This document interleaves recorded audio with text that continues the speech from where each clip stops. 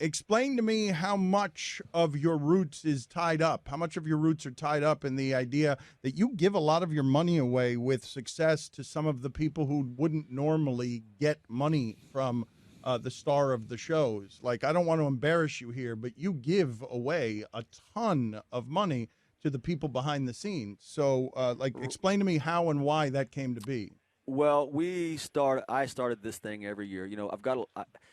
I'm out there on the road with a lot of people that work really hard, and those crew guys, they get there before the show, early in the morning and they're there late at night.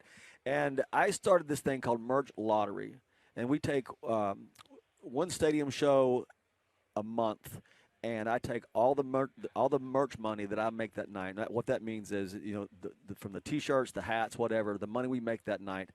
And I give it. We put all the names of everybody that works for me in a sombrero, and we shake it up, and I pull out a name out of the sombrero, the hat, and I give them all the money we make for the merch that night. Whoa! So the most that can. Wait a minute. You're talking about a quarter. Wait a minute. You're talking about like $250,000, aren't you?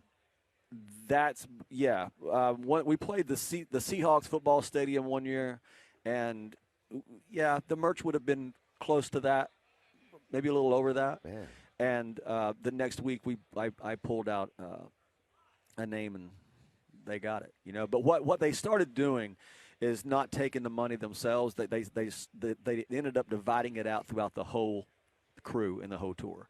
Wow. So I would have grabbed all cool. of it. I know, yeah. I would have. Not doing that for Cowboy Stadium either. Yeah, no. Cowboy Stadium are holding on to that one. They spend a lot of money in Dallas, so I'm going to keep that one. So.